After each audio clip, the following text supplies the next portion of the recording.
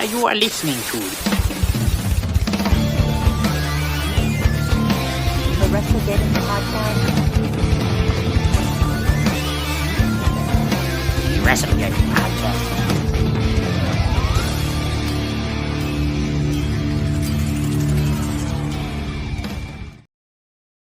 What's up, wrestling fans? It is another Friday night, and you know what that means.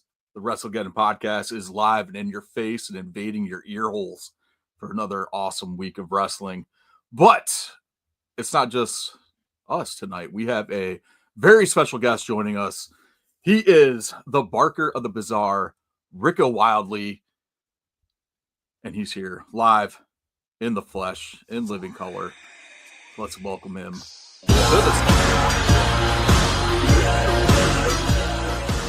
Super stoked. Rika, how you doing? I'm doing great. Thank you for having me on the podcast. I've been looking forward to it since we first talked, and now tonight is the night we get to make the lights bright.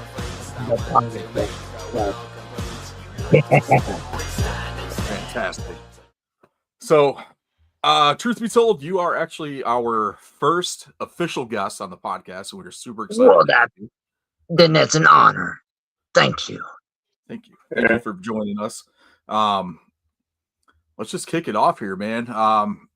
So obviously, there's that technical difficulties again. So, okay, here we go.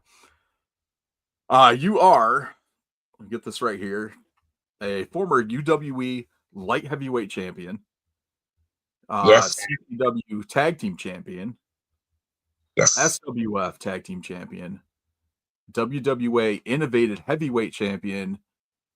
And also listed in the 2024 top 100 independent wrestlers to watch. Yes, sir. I'm still currently the WWA Innovative Champion and the CCW Tag Team Champion. Awesome. Me and my partner, Ethan Sorrow, the family affiliated, we did end up losing the SWF Tag Team Championships, but that's in the past and we're moving forward. So. All right. Yeah. Awesome stuff. So general questions, I'm sure you get these a lot, but what initially drew you to professional wrestling? Well, just like any other, I guess, wrestling fan, I was a young kid and this was in the late 90s era, so the Attitude Era and the early 2000s, and you see all these flamboyant characters and things like that, the Kanes, the Undertakers, the Hardy Boys, the Rock, Stone Cold, so on and so forth. And I was never really into superheroes as much as the other kids my age. The wrestlers were my superheroes. You know what I mean? Know what you mean? And, yes, that's the same with us.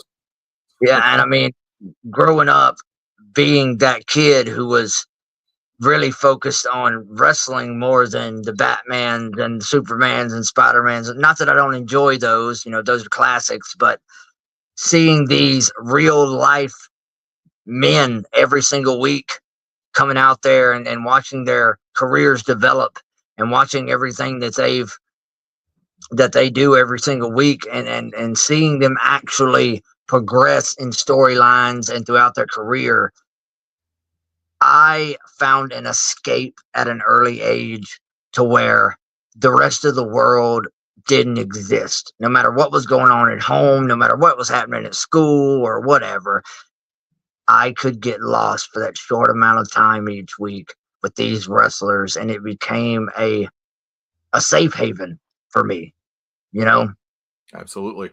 And that is what drew me to it initially. And I was 8 years old at the time, and I know a lot of people was like, 8 years old, can't be that stressed, but life, you know what I mean? But yeah. So things happening at home and all this other kind of crazy stuff happening. I found a piece of solitude in a world that I didn't know priorly exist. And that's what initially captivated me into wanting to become a professional wrestler. Awesome. And you touched on something that hit kind of home, because you're saying, 8 years old, like what type of stuff could you be going through? Kids go through a lot of stuff. Like It's you very, it's just don't very know true. It's exactly as very, kids very. what we go through. Like I started watching wrestling when I was 4. And it wasn't really like there were some rough patches. Like my parents got divorced when I was like in my early teens, so wrestling was my escape for that. Right, Um, right. and even anytime I had some issues or something, that's what I did. I watched wrestling. I played video games, which were 90% of the time wrestling video games. Uh, Right. but it was Same. always some kind of escape for me to help me, kind of reel in my sanity as I slowly lose my sanity. 100% agree. Watching my favorite guys, lose every week or, get beat down. And it's just one of those things where you get lost in the story, you get lost in the characters. And it's one of those things that Right. draws you in and hold you pretty much captive for the rest of your life. And see, I didn't realize that it was happening at the time I was using it as that much of a positive escape. But as I got older and I look back and I'm like, the reason I made it through this situation or that situation and it didn't beat me down is because I had wrestling to fall back on, Yeah. and as I grew up and I was 30 years old when I went to the actual wrestling training academy and went and got my license and all that stuff. I'm from Louisiana, and I went through the United Wrestling Entertainment Academy in Central Louisiana, and I wanted to be able to give another child that may be going through whatever they may be going through that little piece of peace, that little piece of escape. Yeah. And You know, that's just awesome. Because as Carl and I are both parents, and we see some of the stuff that our kids go through and how they gravitate towards certain things, and then right? you want that to be like the best experience for them because that's like their clutch, their crutch, or their safe space. For sure, for I sure. try to get them into wrestling, but my kids are like, "Nah, we're good." So it's like you guys suck. For each So, their own. I mean, but, I get it. My son's 17, and he's to the age now to where he could he was in it when he was younger. I made him the yeah, trampoline wrestling ring and all that kind of stuff. We played in the Yeah. yard and things, but as he grew up, he got more into chasing girls and skateboarding and stuff Yeah. like that, which most teenagers do. And Yeah. he still talks about wanting to do it one day, but I told him recently that I would rather him go and chase his own dream than do it because he thinks I want him to. yeah, Don't chase Yeah. my dream for your own. If you get into wrestling, that'd be amazing. I'd be more than just over the moon happy about that, but don't do it because I'm doing it. yep. Yeah. Oh, and if he does decide to do it, you got another tag team partner. Oh, no doubt. That at least once before I retire, I have to make that happen. Absolutely. You mentioned like Kane, Undertaker, all those guys. Like, who were some of your biggest influences into wanting to get into the world of professional wrestling? Well, style wise, one of my biggest influences was Eddie Guerrero. The GOAT. Yes, the GOAT, right? Eddie Guerrero, Dean Malenko, William Regal. I like Rey Mysterio, which he's always been kind of, up there on my ranking list, but even like WCW Ray, things like that. I was always into the high flyers. I like the Hardy Boys. I was always into the high flyers and things, but as far as all around ability, it was always Eddie Guerrero, Chris Benoit, Dean Malenko, RVD, because they were technical, but they could still high fly. They were powerhouses when they needed to be. It was just overall a mix of everything that blended into this top tier talent that I aspired to be. You know what I mean? And I'll never be up there like them, don't get me wrong, but a lot of my moves and things are contributed to their styles, and that's where I got my style from. Awesome. That's cool. Like growing up, I idolized the Macho Man. He was like one of my like huge The And charisma still of the is. Macho Man was if anything, it's the charisma. Yeah. It's the charisma. Yeah. These guys, Carl kind of gets on me every now and then because like my top three wrestlers are Macho Man, CM Punk, and the Hurricane. I love the Hurricane. Dude, yes. He's like, they're like, really, the Hurricane? I was like, yes, Shane Helms is awesome. Dude, when him and Rosie were doing the superhero and training stuff, bro, Yeah. oh my God, gold. Gold. Awesome stuff. Carl, you got any questions? I don't want to like hog up everything here. So. Yeah. First question is, what is a Taipei Lego match, and how does one find herself involved in that? Well, okay, so I'm the WWA Innovative Champion, and the Innovative Heavyweight Championship, every match has to have a stipulation. That's the point of it being innovative.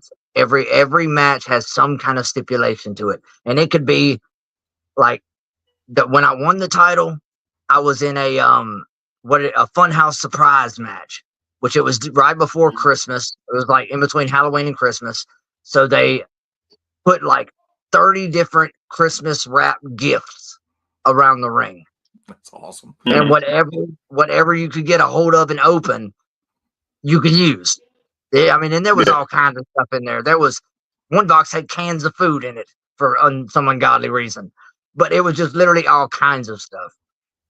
And this past a couple weeks ago, I went against a guy named Warhammer, and this is all in Texas, in Lufkin, Texas. But for Warrior Wrestling Alliance in a hammer on a pole match, which he's a Viking.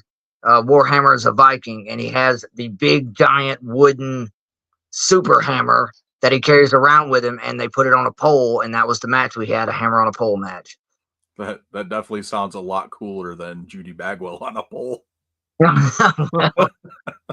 And thing is, the Lego match that you were talking about, so in Center, Texas, on March 8th, Warrior Wrestling Alliance is having a show called Caged Chaos.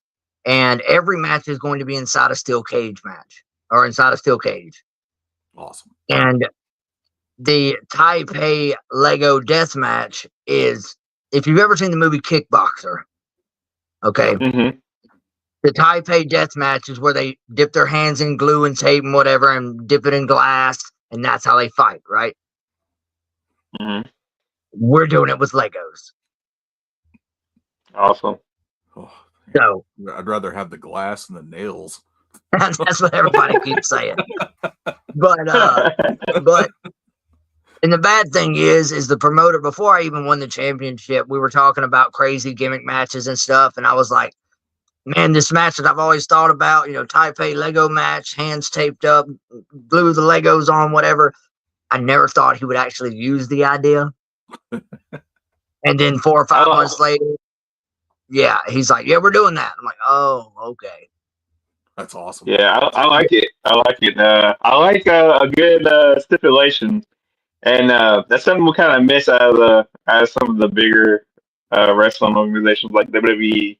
They don't have too many like new innovative matches. Well, that's the deal. I know how much people enjoyed, like, say, the Hardcore Championship back in the day.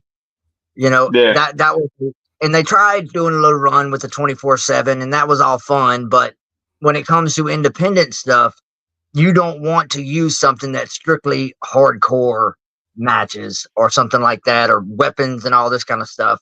So for them to open up the Innovative Championship, which kind of sets everybody on the same playing field as far as anybody can be innovative if you're stuck in the right match. You kind of got to work outside your comfort zone to get over in whatever match you end up putting in. But that's why when I joined Warrior Wrestling Alliance, which I'm gonna throw a little backstory to Warrior Wrestling Alliance. It's based, this whole company, the ring that we wrestled in was actually Jason David Frank's ring. Oh wow.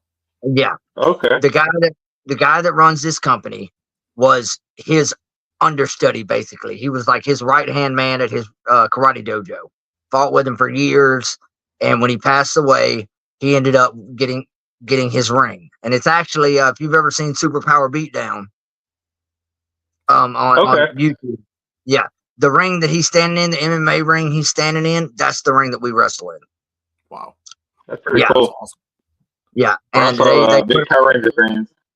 dude, I'm a huge Power Ranger fan, and that's why I enjoy doing this with this company so much, Warrior Wrestling Alliance, is the fact that, like, this right here, I'll show you. Okay, so this is the Innovative Championship.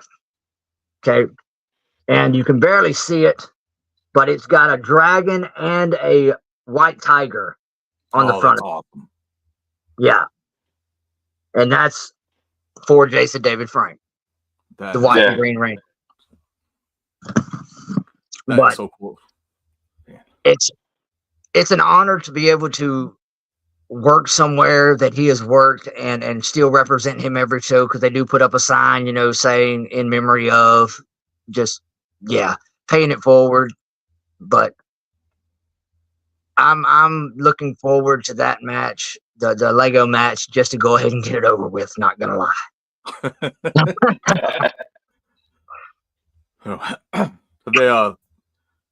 I think you need to defend that title against Tommy Dreamer.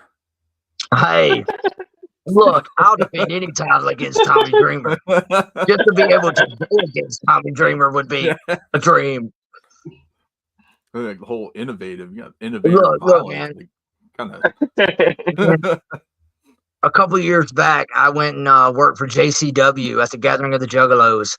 Yeah. And I met some amazing wrestlers there, you know, like Necro Butcher and Madman Pondo and things like that. And these are guys that I've only seen on screen. Yeah.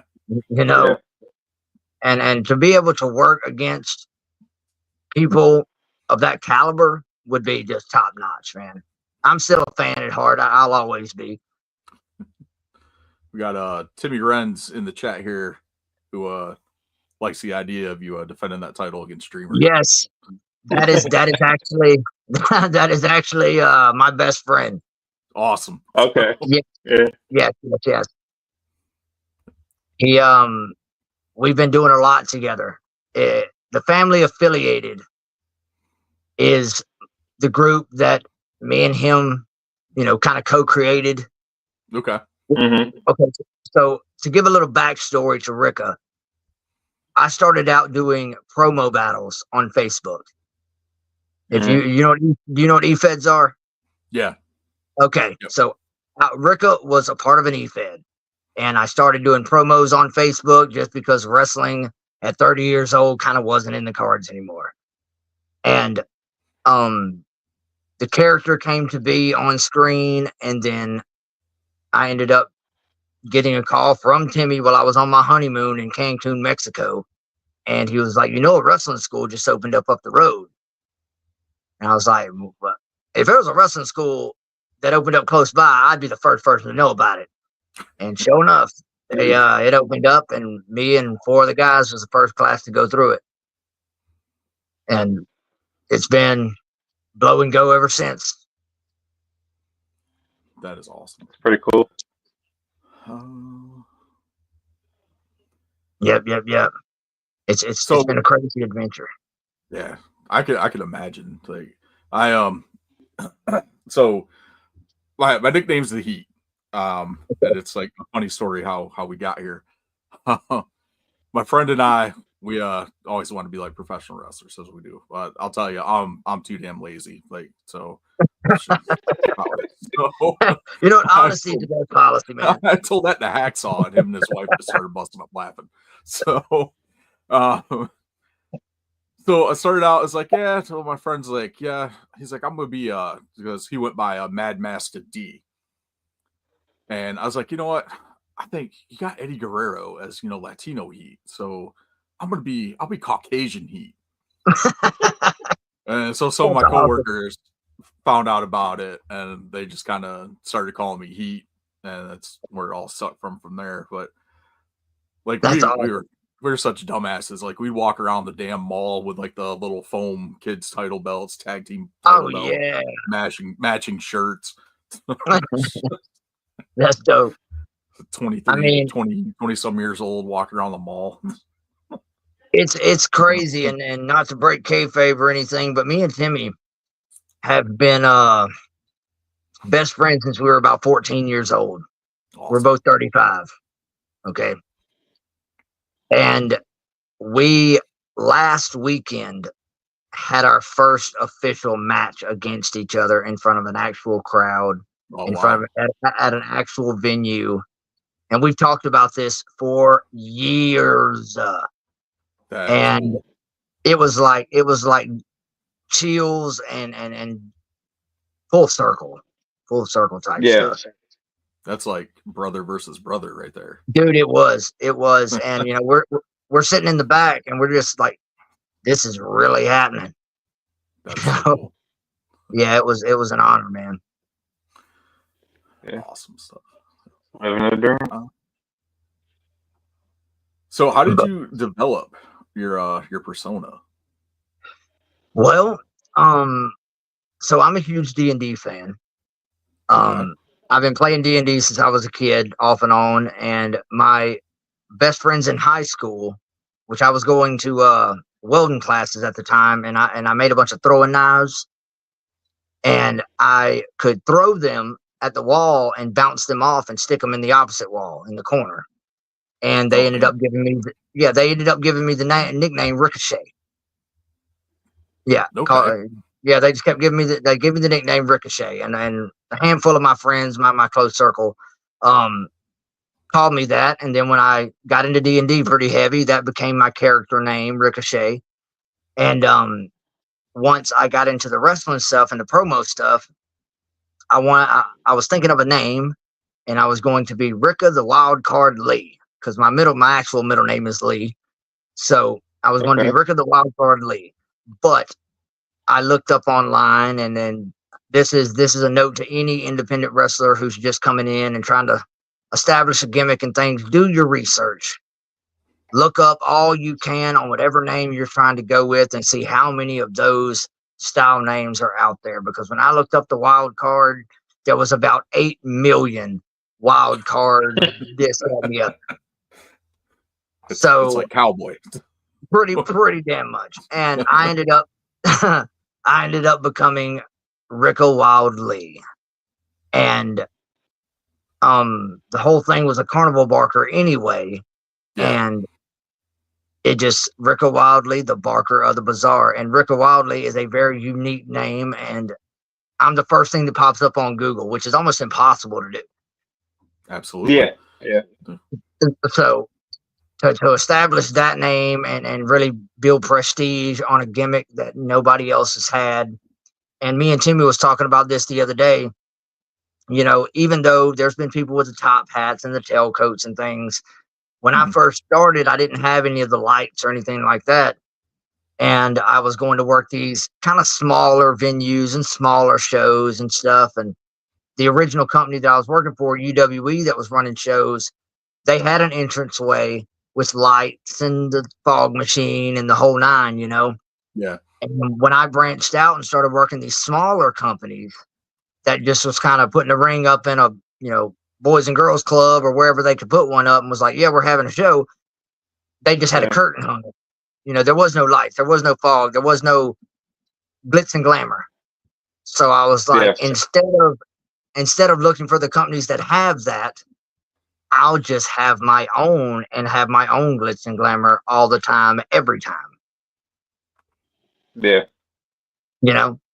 And that's why I ended up incorporating all the lights and all the, like, I made, outside of my mask and my boots, I 100% created all my own gear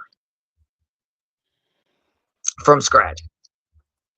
And it's because I wanted to make sure no matter what locker room I go into, nobody else has gear like mine.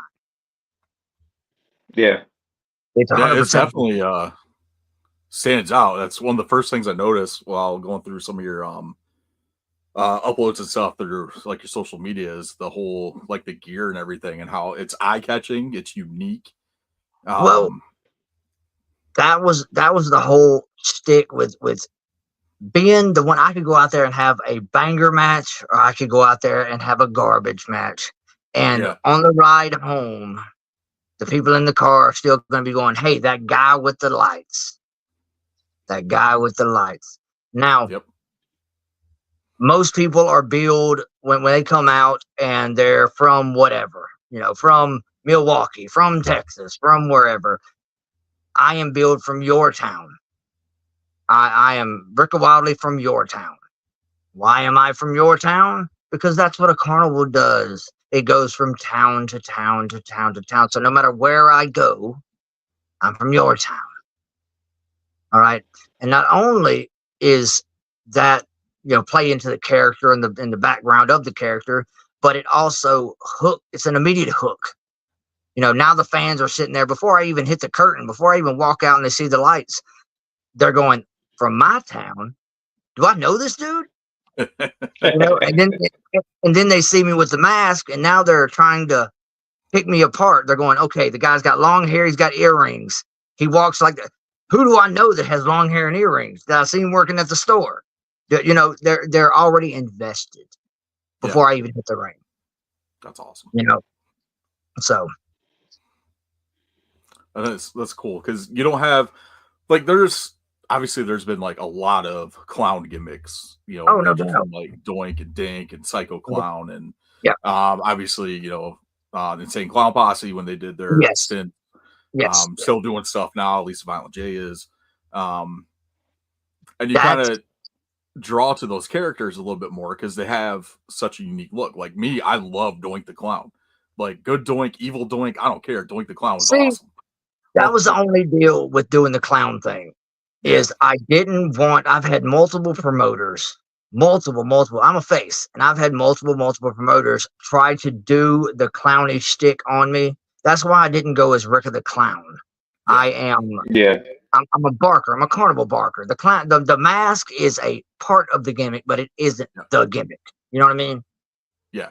And I don't do any of the clowny antics like the pulling the strings out and all the little funny. I don't do any of that. Yeah. The mask is just part of the persona. And I've had to explain that to a lot of promoters because they immediately go, "Oh, I've got a clown guy. I'm going to put you against him. Y'all can do some clowny funny stuff." No, man. I'd rather not. Yeah. Thank you. But I'd rather. But I was going to say, like the whole, like the carnival barker gimmick, like that's really something, like I said, it stands out. It's like a unique thing. There's nobody that I've ever seen do this, and it's freaking amazing. It's a history lesson, man. Yeah. It's a history lesson. Every time I hit the ring, it's a history lesson. People nowadays in the business that we know and love of professional wrestling have no earthly idea, especially the younger generation, that it all started right here. Everything that we know and love of professional wrestling, the predetermined outcomes, the outlandish characters, everything that we know and love about professional wrestling as we know it today started at the carnival as an attraction. And that is what I wanted to bring back to the table. It's not only a persona, it's not only a gimmick, it's not only 15 or 20 minutes in the ring, it's a history lesson that people can really dig into to understand why they're loving this why they fell in love with professional wrestling. They don't even see it until it's explained to them. Yeah. And that's awesome. I love it. That's why a lot of the old wrestlers spoke Carney because it started in the car. Yeah. I mean, very much so. And there's been a couple different gimmicks throughout the years that's tried to push the more carnival style main carnival like Kizarny, people like that, but it's hard to get it over and still have it understood, and not seem scary or not seem crazy. Like me, okay, like I was saying earlier, I have the family affiliated. That's my 4-man group. It's Rika Wildlee, the carnival barker, and then you got three of the muscle, I would call them, and they're the freaks at the sideshow. Okay, so you've got Gluttony, the big top busher. He's the one that every time somebody messes up at the carnival, you send them on to the butcher shop. Okay, Gluttony, the big top busher. Then you've got Ethan Sorrow. He was a man from a psych ward, but he was abused as a child, and this is his story. He was abused as a child and finally found his place and found his family at the freak show. Okay, and then you got Smoke the Reaper. He is the one who helped resurrect Gluttony. He is a spiritual entity of the freak show, if you will.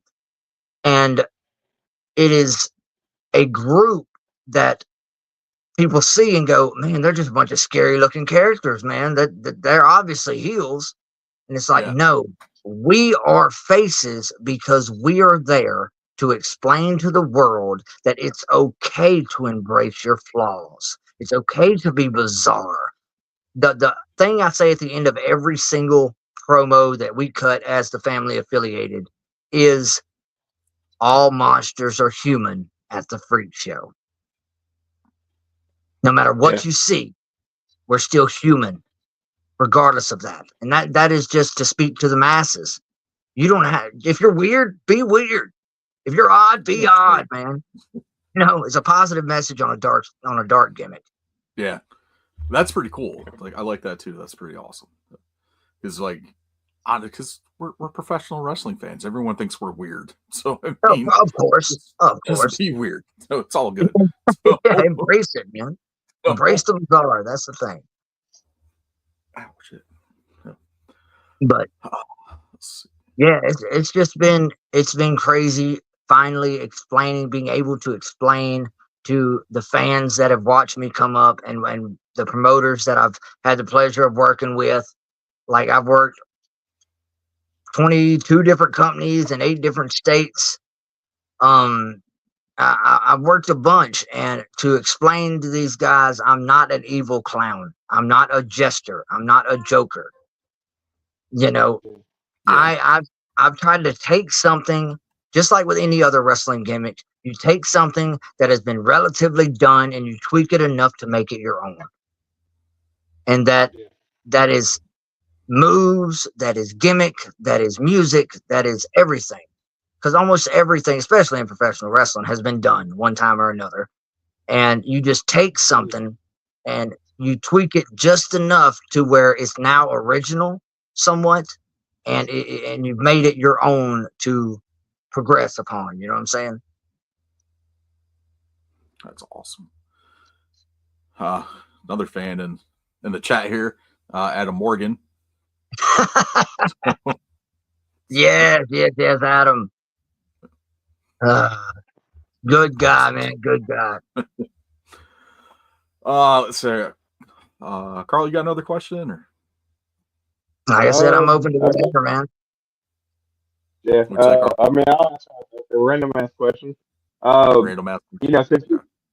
Since you're traveling a lot, what would you say would be the best gas station to stop at? Are you like a Buc-ee's guy, or you like the Wawa, or?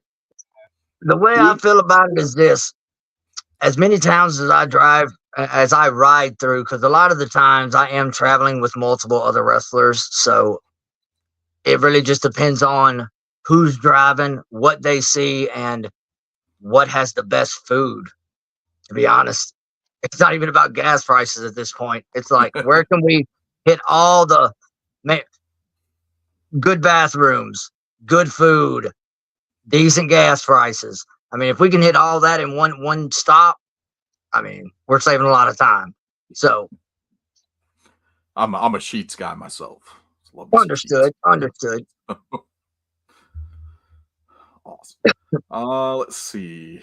Where are y'all out of, by the way? We are in North Carolina. North Carolina. Yeah, we're Durham, North Carolina, actually. I got you. I'm making my I'm trying to push toward that way this year. Awesome. Yeah. Well, hopefully you get out this way. Well, we can pop up at the show and stuff. So I'm trying to. I'm working on getting some bookings in Florida, so I'll at least be on the coast and work my way up.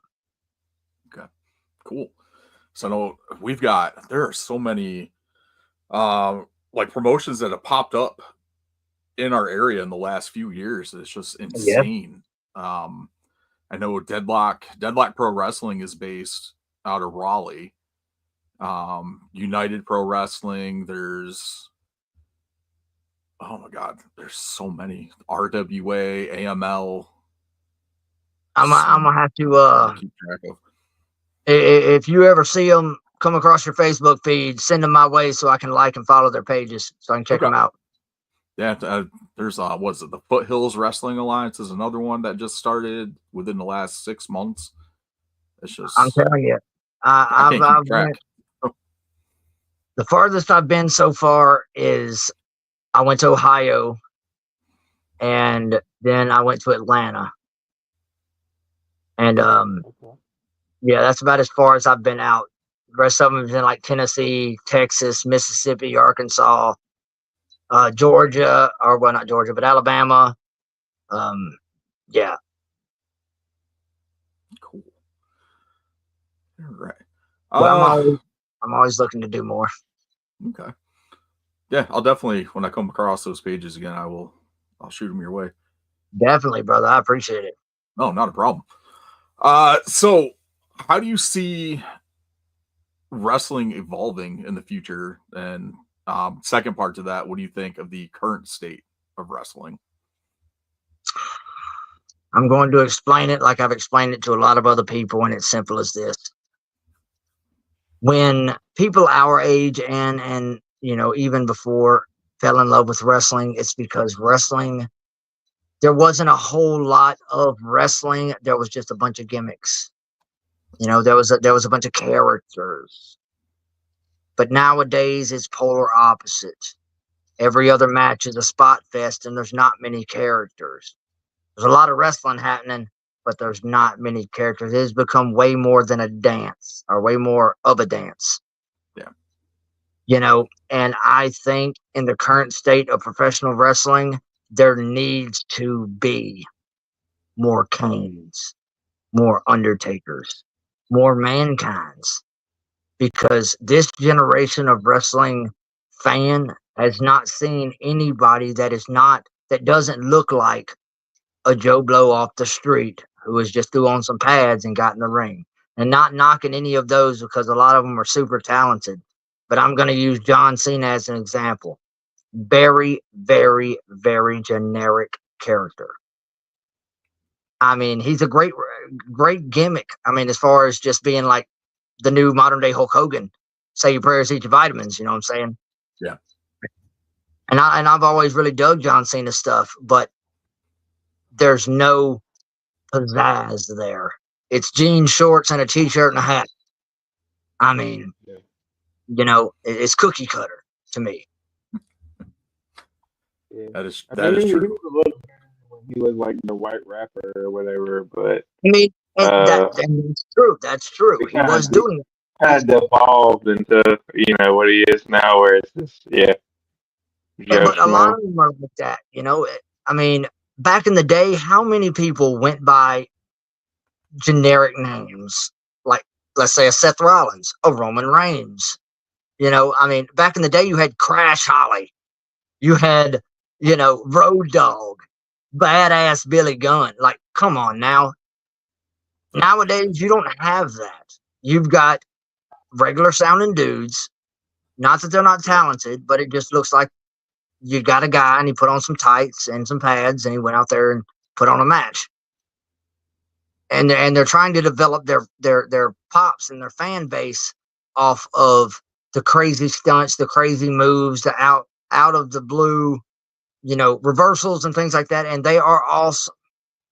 But if you do them in every match, you're taken away from the entire show, because they don't mean anything when it means most. Yeah. But if you try to develop, if you try to develop, what is that? Tom Hope. Yes. says he sees your point about how plain Cena's character is, but he's made it work for how many years? I mean, not saying it didn't work. Hulk Hogan's worked for years too. Yep. Just saying. And it says, do you think Cena could have been successful if he didn't hit that groove? No, because it was at a time. I don't think his gimmick would have lasted as long. It would have been like Undertaker swapping to the American Badass and then going back to the original Dead Man Undertaker. Because John Cena being the Thugonomics and then going to the John Cena we know now, he had to swap it up to be that guy in the swap from the rated R to the PG era. They needed that character. When that time came and they swapped from one to the other and it became more directed toward the children, Thugonomics wasn't that. John Cena now is definitely all about being the modern day Hulk Hogan. Say your prayers, eat your vitamins, be good, kids, never give up. Positivity, positivity, positivity. And it works. And it has worked. For a long time, dude's had an amazing career. Top-notch talent. But, I mean, the character itself, I give kudos to the man. He's literally almost done nothing. He's had 5 moves for 20 years, and he's made buku amount of money. I give the guy his props. I'm just saying. Less is more. Awesome. I got another question here from Adam Morgan, who wants to know, what was your inspiration for building the family affiliate and the addition of characters like Gluttony? Well, to be honest, the family affiliated originally started in the promo group. Like I was saying earlier, it was me, Gluttony, and a few other guys at the time, and we were doing a 5-on-5 promo battle, and we come up with a team, and we called it the family affiliated because we're a freak show family. We're a carnival family. We're not kin by any means. We're not blood, but we're family by affiliation. Okay. So taking characters like Gluttony, the big top butcher, and bringing him into the whole vibe of the carnival, it all had to play into each other and make sense. That's been my whole thing with wrestling in a whole, since I started doing it professionally, was if it doesn't make sense for you as a business, if it doesn't make sense for me as a character, then why are we doing it to begin with? If I'm going to tell you a story and if I'm going to read you a book, I'm not going to read you the first 3 pages, jump to the middle of the book, read you those 3 pages, and then jump to the end and read you those 3 pages with nothing in between, because it wouldn't make sense. But if I slowly build and give you little tiny bits at a time for you, just like any wrestling fan, to put together and puzzle together yourself, just like Bray Wyatt with the whole the QR code thing that they were doing for a while. They gave them just enough to keep them invested for a long time. Dude, that went on for a while. And they give them just enough to keep them invested it was a hook. They were drawn to it because now I just need more. Give me. And that's wrestling, man. That's wrestling. That's what we love about it. That's what I'm saying. So much fun. It is. Let's see. I think that was pretty much the bulk of the questions that I had. I don't know if Carl's got another random ass question or. No, I'm good. Well, it's fun. This is fun for me, and I appreciate y'all taking time to ask me the questions and everything. And I'm all about helping push the gimmick, help push the podcast. I'm honored to be your first guest, no doubt. Oh, we're thrilled to have you. Believe me. We did have Seth Rollins on for a little bit. I hear you. It was Carl in a Seth Rollins mask.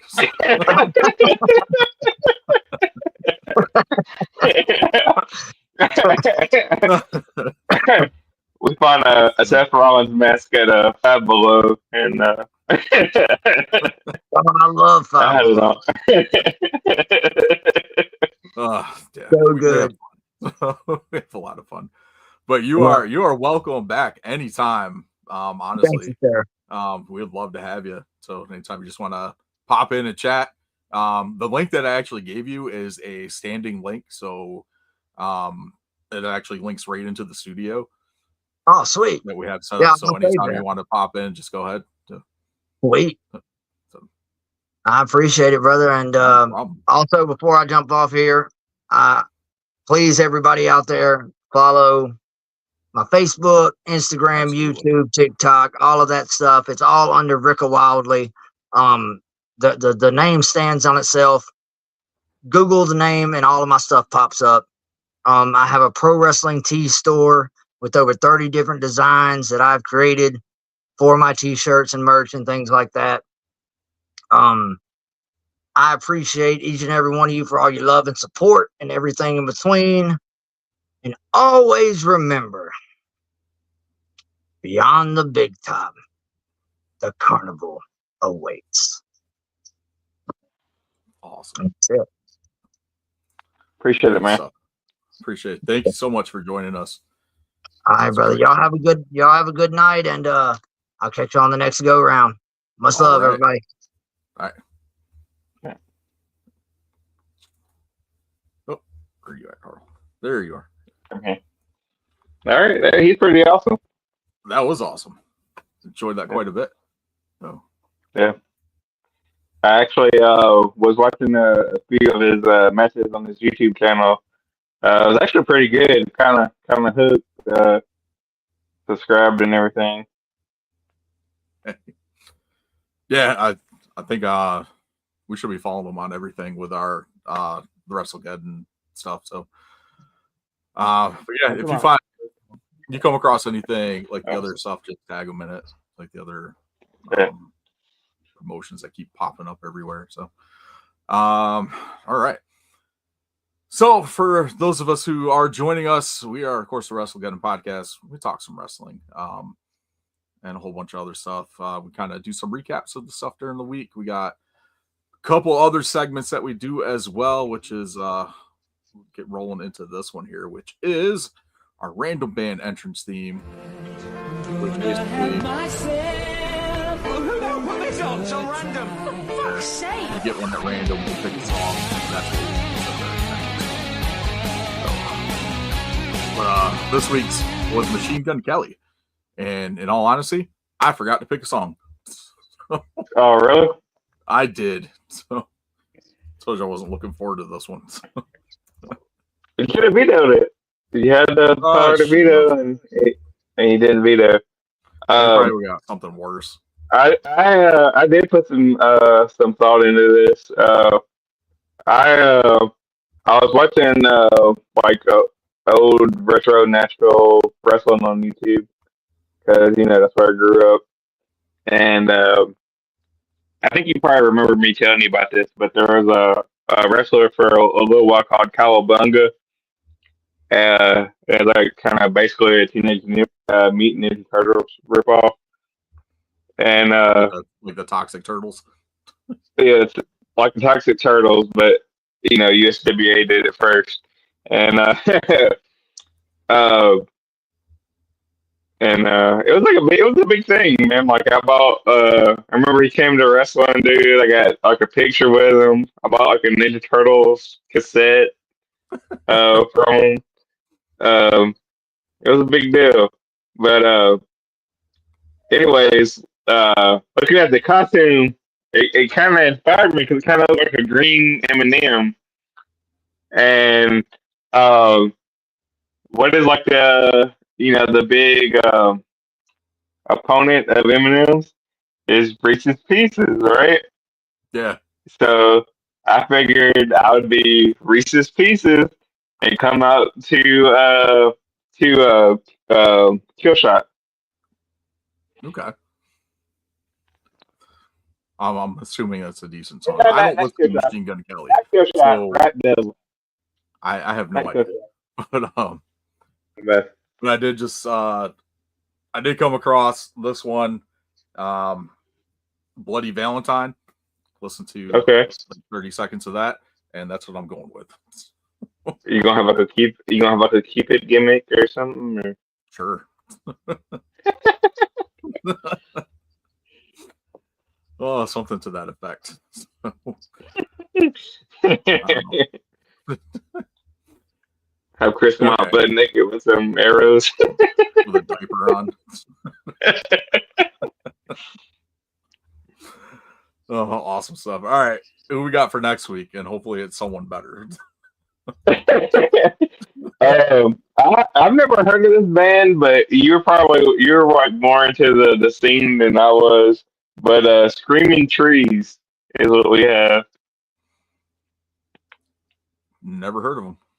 Never heard of them? I've never heard of them either, but that's it. That's who we get. Are they Unless emo? you, I have no idea. Let me fucking Google it. I got YouTube pulled up right now. So let's see. Screaming Trees. Screaming Trees.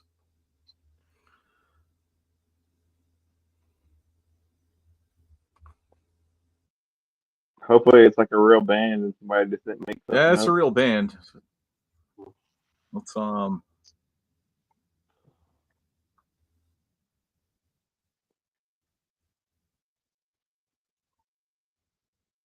it's this video I'm watching now is called Nearly Lost You. It's like came out like 14 years ago. They got like a Creed type look to them. Yeah, it's like '90s. So I'm assuming it's probably like some kind of grunge or Yeah, early looks on. like the lead singer passed away. Oh damn. And the bassist passed away. Yeah. 10 months after the lead singer did. Wow. Heroin? Or don't say. Complications from pneumonia was the bassist. So it doesn't say anything about the lead singer.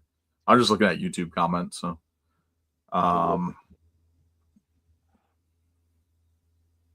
okay. So I'll give it a listen. It sounded a little better than Machine Gun Kelly. Awesome stuff there. All right. So Screaming Trees for next week. All right. Let's get into the meat and potatoes of the whole thing here. The instant replay, which of course we just go through and recap some of the highlights from the week, give our thoughts on those, and all that fun stuff. And we got a lot to talk about this week because we had the Royal Rumble this past Saturday.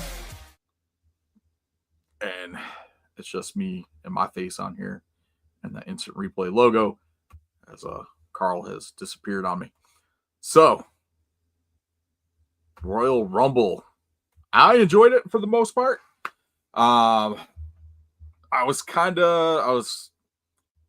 disappointed in the lack of surprise entrance in the men's Rumble. But I know with the amount of talent that WWE has on the roster, especially for the men's side, that there's a possibility that may not have happened. But it did it wasn't, it was okay. Oh, well, once Carl shows back out, there he is. Yeah, I'm back. Sorry, I had a been drinking for a while. So, men's Royal Rumble. What are your thoughts? Pay-per-view overall, or PLE overall? Overall, men's Royal Rumble. Or what are we talking about? Men's. Just everything overall, the whole event. To me, I really loved it. I don't know if it was as good as it was, or if it was just to me, like I wasn't too excited for the Super Bowl this year because I don't like any of the teams in the Super Bowl, and we had it before, not last year, but the year before, and so this was kind of like a big event for me. My son watched most of it with me till he fell asleep. My daughter caught like a little bit of it. So, yeah, it was a real good time. I enjoyed it. I'm probably like the one and only Charlotte Flair fan right now, so I was excited about her getting the win. I know everybody else hates it, but fuck them. Is what I say. Oh man, there's so much hate on Charlotte coming back and winning that.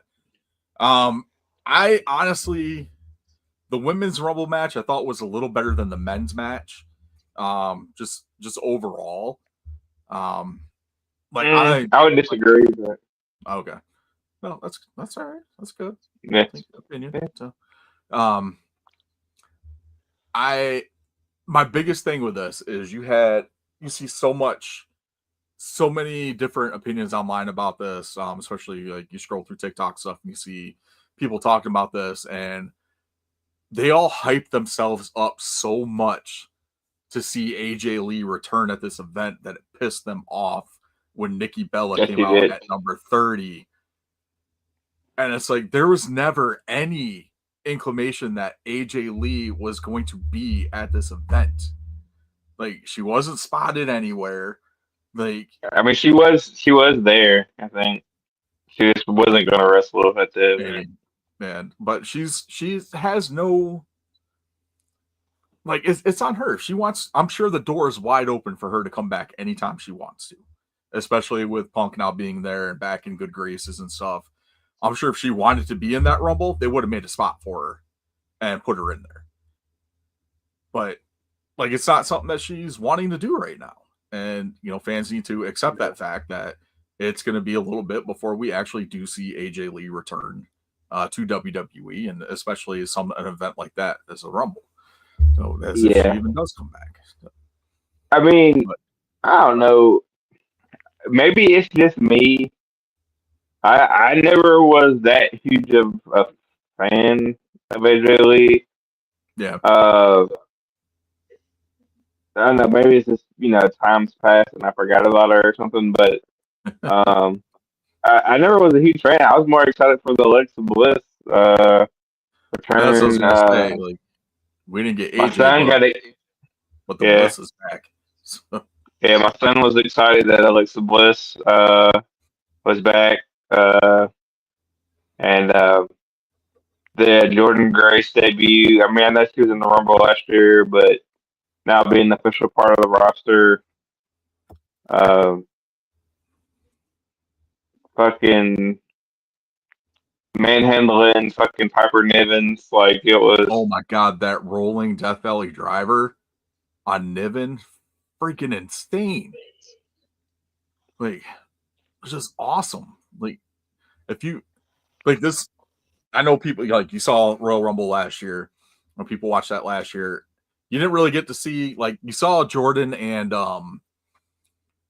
Zoe Stark go at it.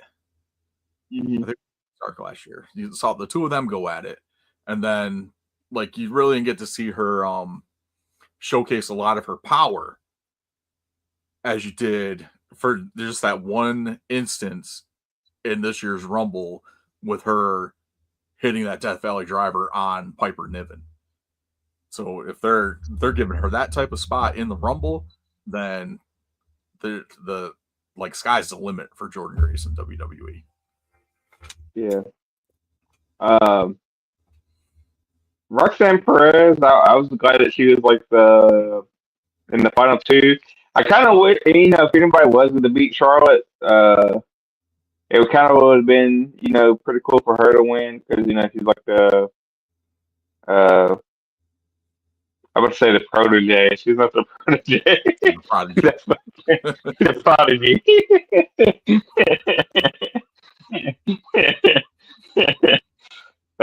Fuck. Yeah, but yeah, she's the prodigy, and that be fitting with her gimmick having her beat Flair. But I'm excited that Flair won. I haven't watched SmackDown yet, so I don't know if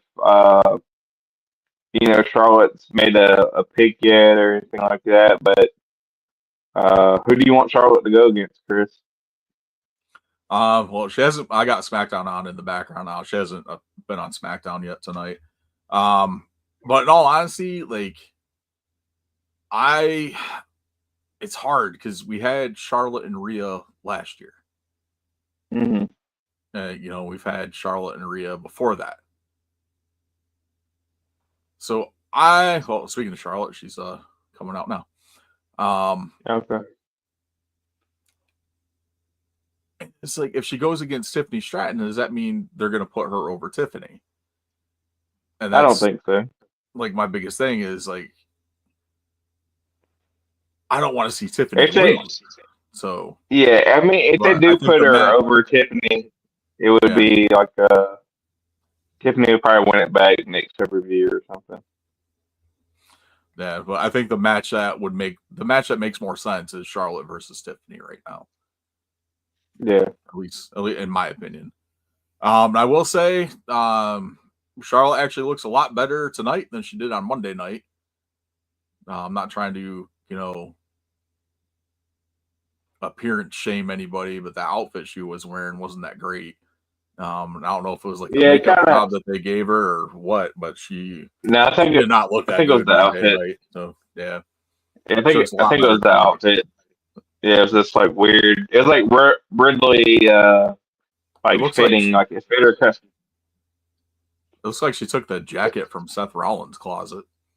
Oh yeah, and then it was like too big, so it made her look like she was taking what's that weight loss drug that all the Hollywood people Ozempic. Ozempic, yeah. Yeah. It was like she was like on Ozempic or something. That's just weird. So yeah, hopefully she goes after Tiffany. And then we can get something else with Rhea with whoever wins the Elimination Chamber. But I think we're gonna get something with because Alexa Bliss is wrestling tonight too. In a chamber qualifier match, but I think we're gonna get something involving. I'm sure we'll see Bliss in the chamber, but I don't think she's gonna win that chamber match. But I think we're gonna get something with her and Liv going into WrestleMania. Yeah, they kind of awesome. A little bit. Real quick, the 2 out of 3 falls tag team match. I know everybody. Yeah, I know everybody hated that match too, for whatever reason, but I liked it. I'm a big fan of. I'm a big fan of both tag teams. Motor City Machine Guns ever since TNA. And then Hill Street Profits. Like I like it. I don't like the stupid, solo cup deal. I like Hill Street Profits, and if they can keep up the Hill work, I'm down for it. But I know they're targeting DIY, so would that make them like actual heels? Because I know they took out the machine guns, but I think that was just to keep the titles on DIY. Yeah, they took out both of them. Okay, yeah, that's right. They did take out both of them, but it's like I know they've been beefing a lot with DIY. And it's like they feel like they're the ones that need to take the titles off of DIY. Yeah. I mean, they got to be healed. They can't even attack both teams. Like, you can't not be healed and do that. Hey, hold on a second.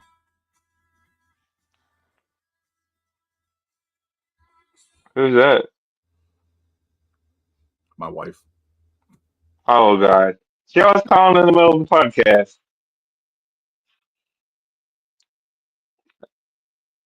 Tell her she's live.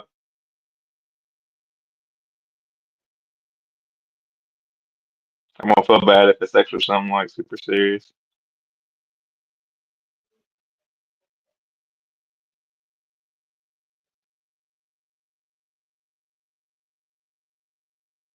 Just gotta keep our eyes on Chris's face and see what's going on. If he starts crying, then we know it's serious.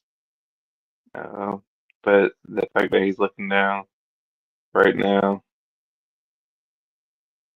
not really moving his lips, I'm gonna say it's not that serious. And he's probably calling to see what he wanted for dinner tomorrow. And he's probably like, I want some Taco Bell from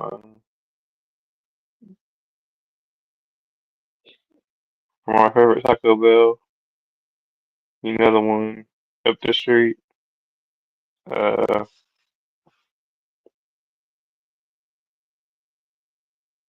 quesadilla and cheese.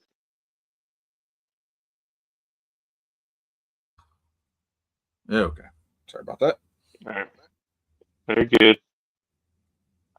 Was it something serious? Yeah. Oh, fuck. No, I was making fun of you the whole time. that's all right. The Sorry. middle child his ear is hurting. I gave him like some medicated eardrops where he came downstairs and it's still hurting. So she's taking him to the ER to find out what's going on. Shit. Yeah, now I really feel bad. I was talking about you going to Taco Bell and stuff. Damn it, Carl. Uh, Oh, awesome stuff. Always something. Okay. All right. So we You had think he has that. COVID or something? What's up?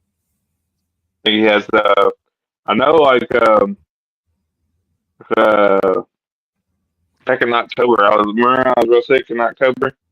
Yeah. I felt like my eardrum. I didn't go to the doctor to figure out what the hell it was, but I felt like my eardrum busted. I'm just now starting to get hearing back in that ear. Damn. So it might be like something with the flu or something going around. Yeah, I know there's he had a bunch of kids out from school that had like a couple weeks ago like strep throat and like ear infections and other stuff. So it might be something along those lines. Yeah.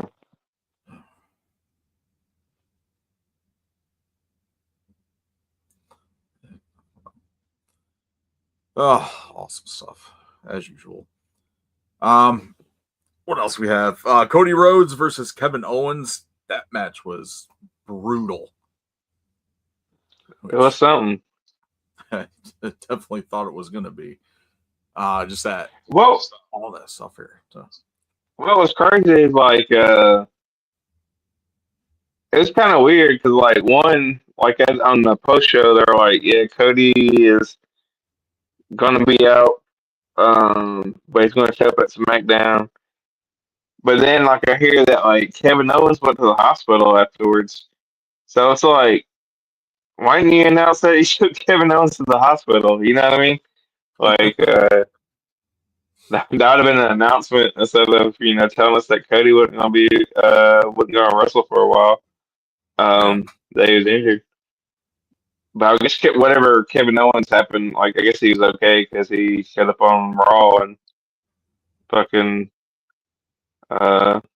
Hit Sammy with that package pile driver. yeah, car drive Sammy. But that last bump he took, that Alabama Slam on the fucking ladder, dude. Like it looked like he landed dead on his head. Like you know what I'm saying? Like his head went through the ladder. Yeah, and it looked like he hit his head. Folded up like an accordion on that one. But I thought that was a pretty good match. I didn't see much hate on that match, but no, that got pretty positive remarks on that one. So there wasn't like a whole lot of hate on that compared to the men's rumble.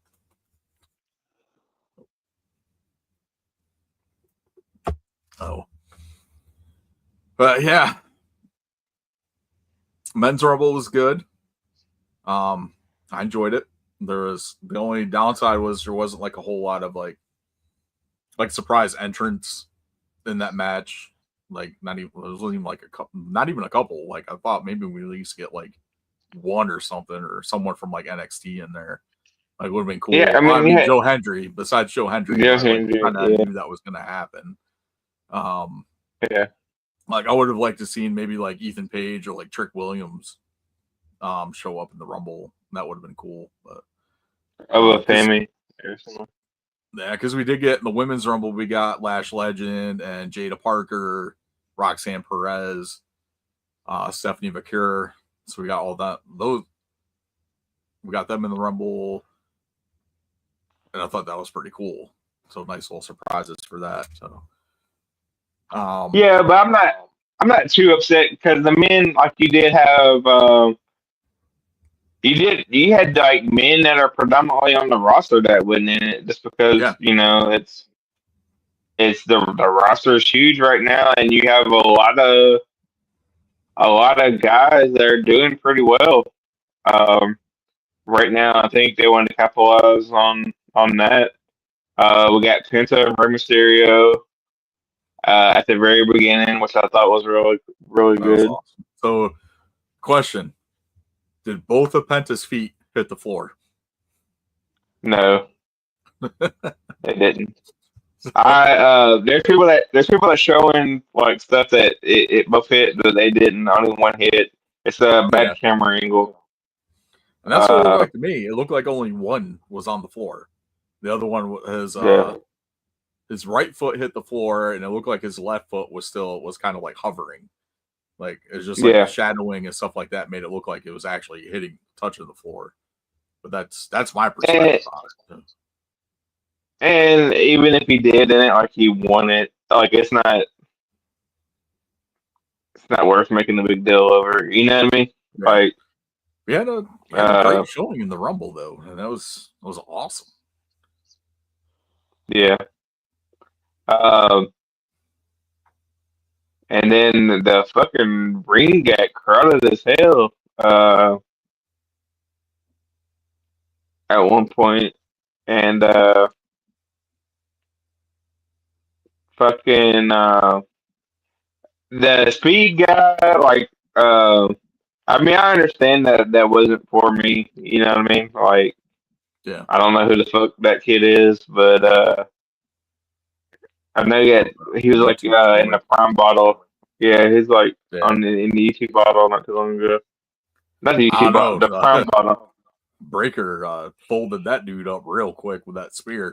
Yeah, and then fucking Otis threw him on the table, and but I seen on TikTok like they showed him afterwards, and he's like in a neck brace, and they asked him what hurts more or something, and he was like, yeah, he's like, you asking me something like the difference between hurting and hurting is like they both hurt. He didn't sell that neck brace very well, man. He was looking around all over the damn place. Yeah. Stop moving your head, dude. But yeah, I mean, I realized that wasn't for me, but the spirit looked really good. That could have potentially been somebody, that we would rather seen or something, but Zawa. Yeah. Did you see that tweet that I shared with you on in the group chat? Yeah. Made it to the entrance. Next year I'll get in the ring.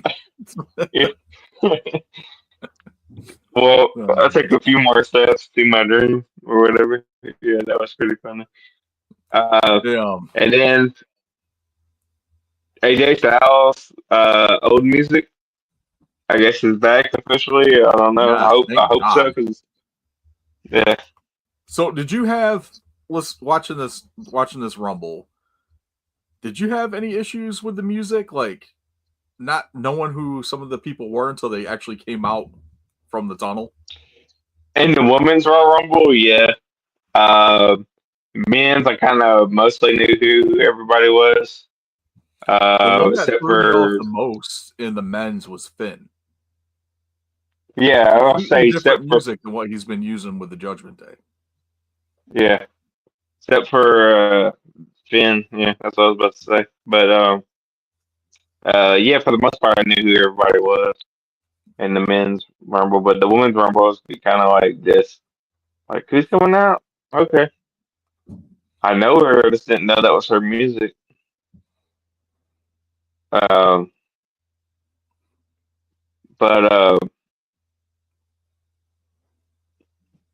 Jordan Grace, I kind of figured it out because it's like sirens, and I was like, oh, it's Jordan Grace. Yeah, she got that Scott Steiner siren in the beginning. Yeah. But the men's Rumble, it was good, man. Like last 10 to 15 guys you could see winning. Yeah. lot of heavy hitters in that. The last maybe like 6 guys left in that Rumble. And then you got all the stuff going on the outside between Rollins, Roman, and Punk. There's just like talk about furthering stories. So I think at some point, I wouldn't be surprised if we get a triple threat between the three of them. Yeah, that's why I thought it was. Well, I did say Mania, but remember last week when I made a prediction, I was like, yeah, I think Roman to win, and then like Punk will cash in his favor, and then we'll get like a triple threat. With Cody though, I didn't think of putting Rollins in it, but yeah, that'd be cool. Or a fatal four-way. For the world title. Yeah. Or for the. Well, I mean, I guess we have to wait. Yeah, we have to wait and see what they do at Elimination Chamber. And this one, another thing too that people forget is fucking Royal Rumble is in April. Or WrestleMania. I mean, I said Royal Rumble. WrestleMania is in April, so people are upset about Jey and Gunther. You may not get Jey and Gunther. Like a lot can happen between now and then. Yeah. So much can happen. But yeah, Jey Uso winning that Rumble, and like the internet wrestling community just completely flipped on him. Like these were the same people that were saying he should have won at Saturday night's main event. And now it's like, why did he win the Rumble? Like who? Yeah. We complain because, like, I say this all the time.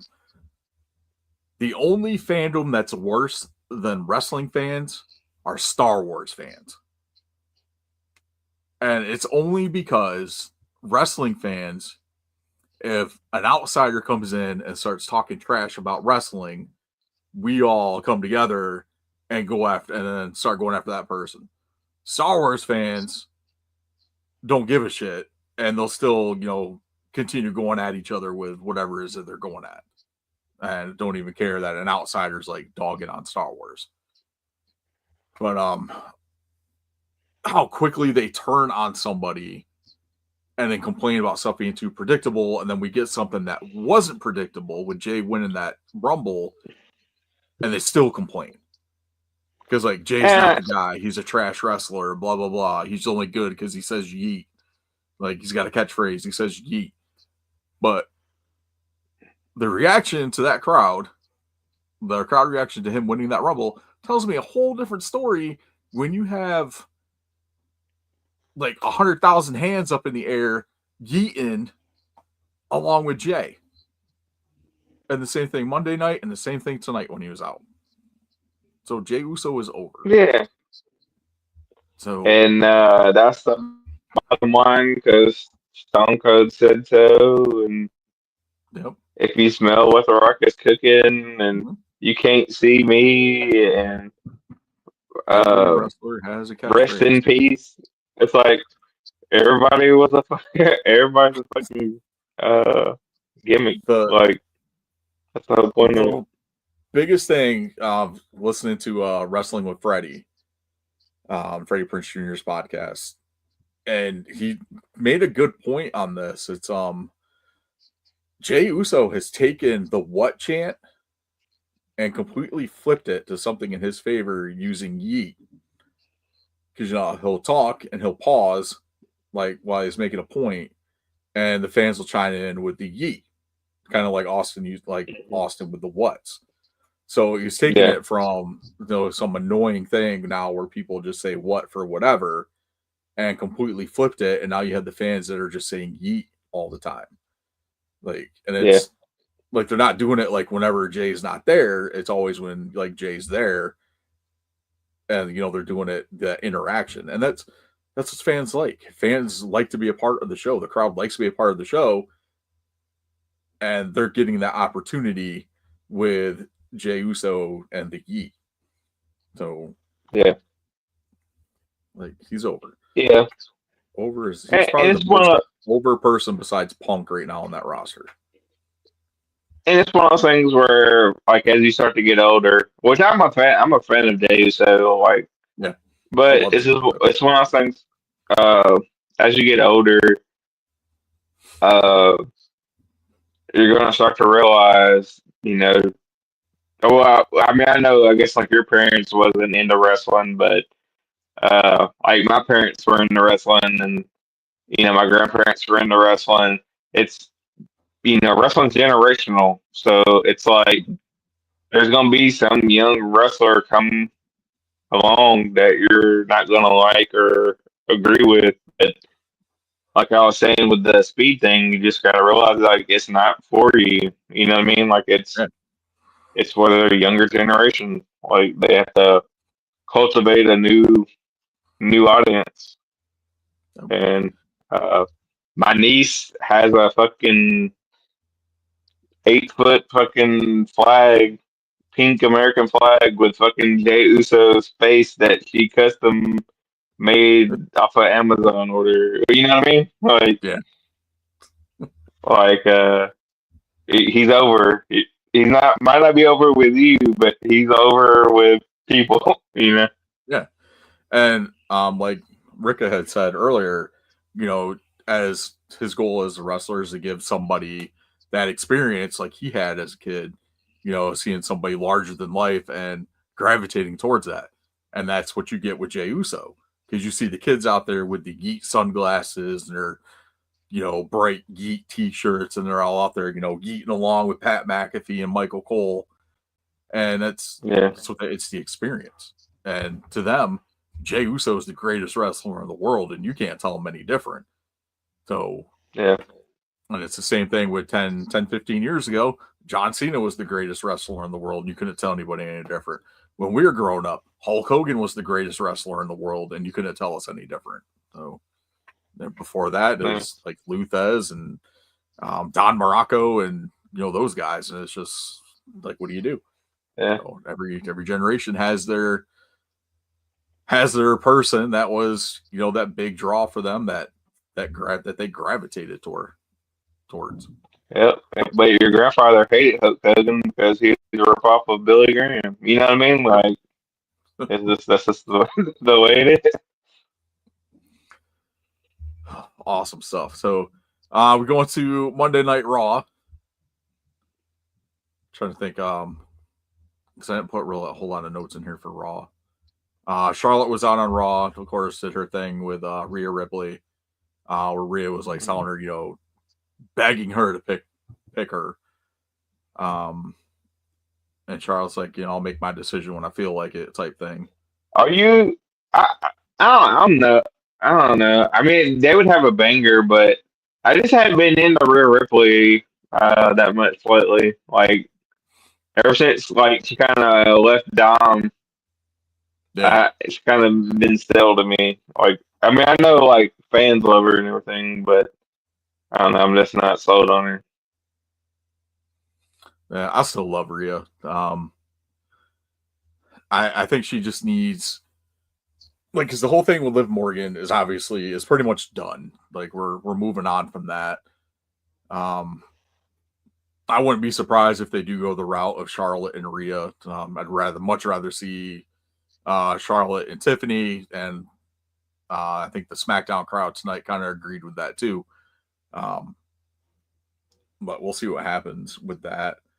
And then the whole outcome of the Elimination Chamber and everything. Who knows? We might get like something better, but we'll see. They just had something flash on the TV during this Alexa Bliss match.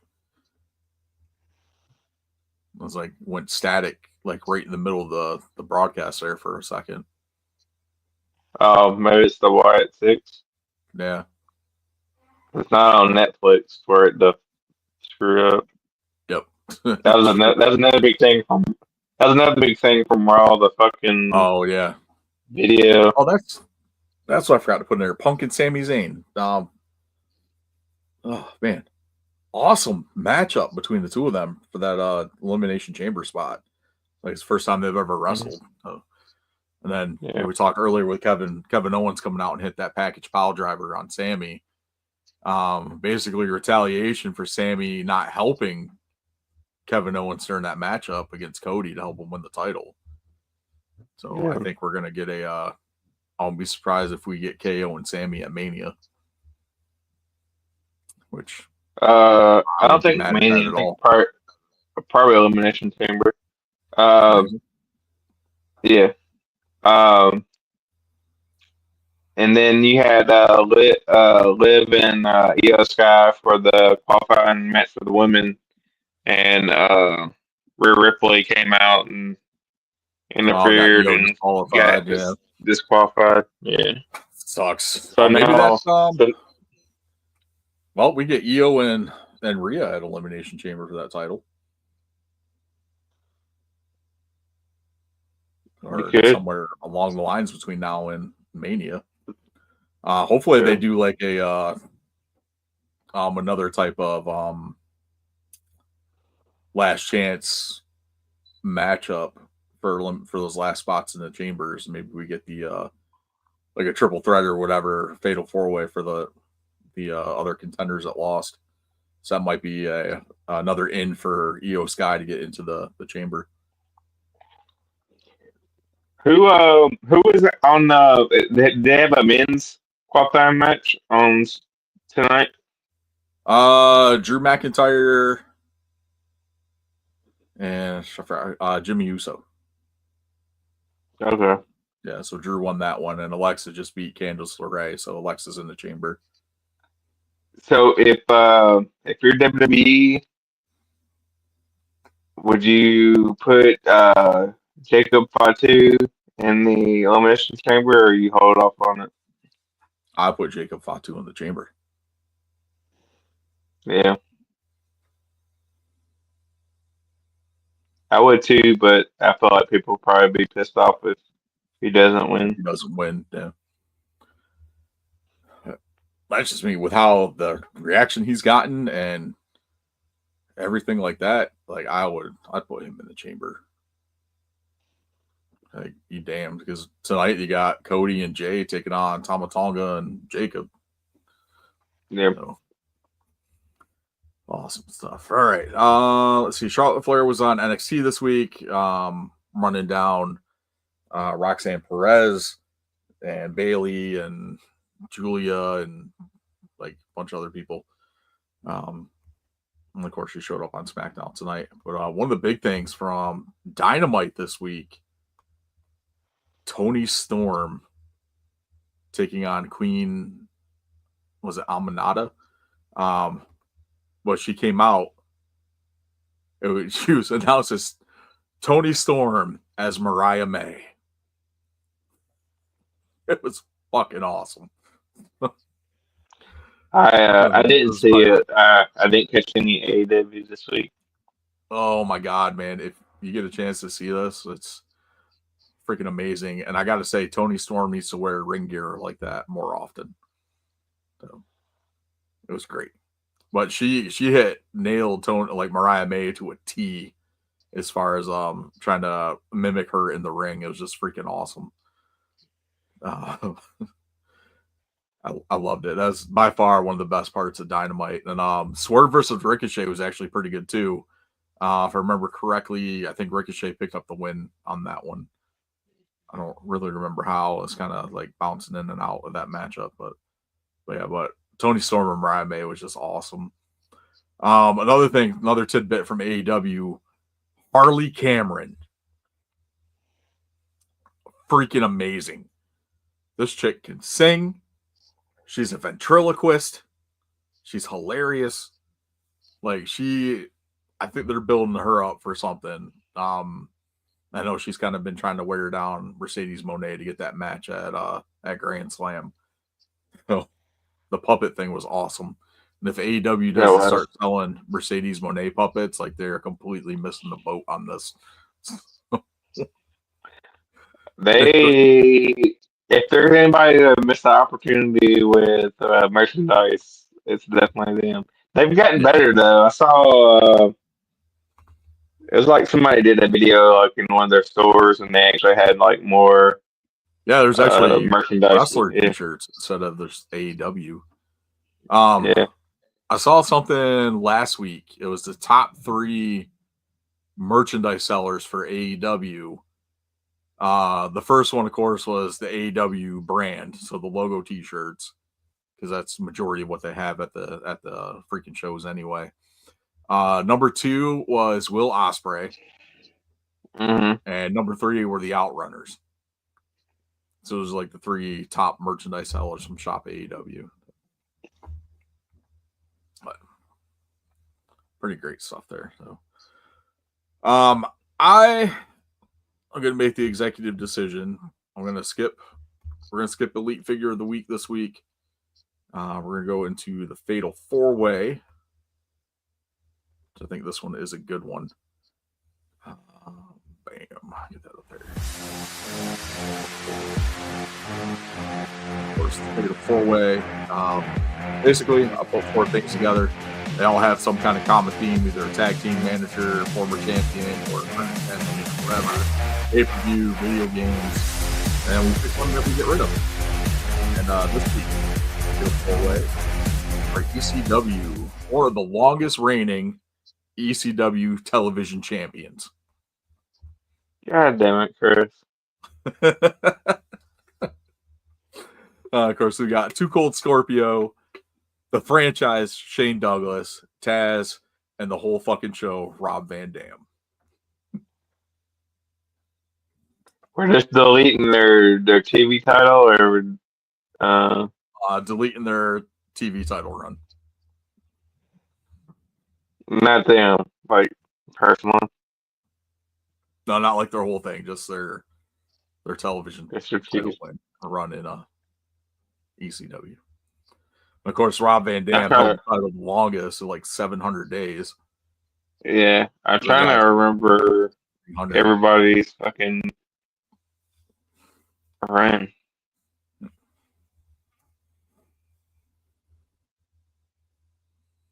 I know a few of Taz's matches he had with Sabu, Bam Bam Bigelow, are like 2 of the main ones that stick out.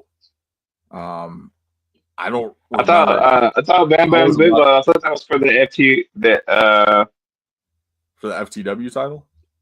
Yeah, was it? With or was it for the TV? One of them was a television championship. Oh, okay. Because they wrestled each other like 6 times. Yeah. I wasn't exposed to ECW while Too Cold Scorpio was there. Unfortunately, my first experience with Too Cold Scorpio was Flash Funk.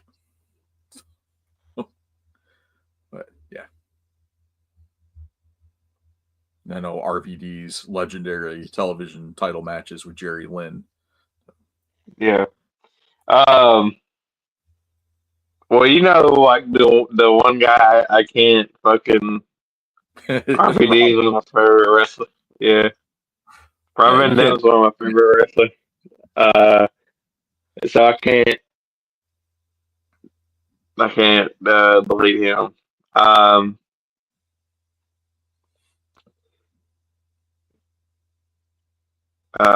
Damn. I remember Taz, like, in ECW, like, it was like, for whatever reason, I thought he was, like, so much bigger than what he was, you know what I mean? Yeah. Like, the way they booked him, he's just, like, this badass, like, Tasmanian devil, I guess, you know what I mean? Like, he's like, it's like the first time ever, like, you know, like, anybody ever booked a guy that small to be like a dominant wrestler, you know what I mean? Like he was almost like Goldberg, like before Goldberg, but he was Taz, you know. Yeah. It's like as soon as he hit the Taz mission, you knew it was fucking over.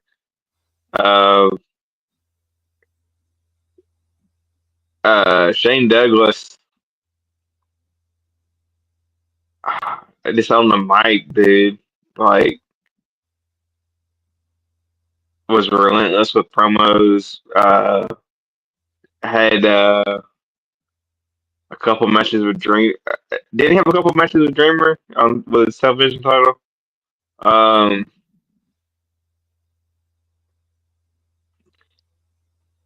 Tuco Scorpio, uh, innovative high flyer that to me is like uh, probably one of the more underrated wrestlers of all time. He's kind of like in like Shelton Benjamin class for me, where it's like I don't understand why he wasn't, WWE world champion. Uh, Yeah. uh, like he had it, dude. Um, I think it was for the TV title. Like one of the fucking best matches I remember was like he had a match with Sabu, and this was kind of like early ECW, and like I hadn't seen anything like it, you know. I remember watching it like, dude, this is something special. It wasn't live or nothing. It was like a tape I saw, but still, like even it not seeing it live, just seeing a tape of it, it was like crazy. Um, so who do I fucking delete? Who are you deleting, man? Why you make me always go first? Me, honestly, it's going to be Shane Douglas, his TV title run, mainly because I don't think he really needed to hold the television championship because he was like every time I tuned into ECW, he was the world heavyweight champion. So, and I think that was just like I'm not like because he held every title in the ECW at some point. So, and I think that was just to add that accolade to him being like, a Triple Crown champion or whatever. So, because he's always like, the franchise is always a top guy in ECW. And they probably may have used that to elevate that TV title a little bit more. But when I think of the television title, honestly, the person that always comes to mind is Rob Van Dam. Because he held that title for so long and he built that title up and made it like a must-see title. Then I said I remember Taz's feuds with like Sabu and Bam Bam Bigelow, which I'm pretty sure Bam Bam won the TV title off of Taz. If I remember correctly. Because he had a couple of too. Yeah. And then like Too Cold Scorpio, like I remember him as Flash Funk, and I've seen obviously going back and watching some older wrestling and stuff. Like I've seen him wrestle, under Too Cold Scorpio and ECW and stuff, and he's a phenomenal talent. And his work with that TV title helped elevate that too, especially in the early days of ECW. So, but it's just franchise for me is the one to cut, just because like I just think he was too big for that belt. Well, I want to disagree with you. Okay. And I am going to take out Taz. Remove the TV title off of Taz. Okay. Just because the other three are my favorites and fuck them.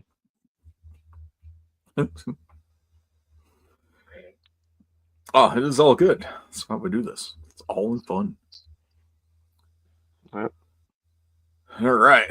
Well, that's the Fatal 4-Way. And let's kick it over to No Holds Bar, which of course is brought to you by our Redbubble store. Check out redbubble.com/people/WrestleGettingPod and buy some of our merch. Awesome stuff. So No Holds Bar, of course, is where we talk about pretty much everything or anything that we feel like. Super Bowl this weekend. Yeah. How you feeling? You rooting for the Eagles? Yeah, I'm rooting for the Eagles. I'm not like rooting hard for them, but I'm rooting for them.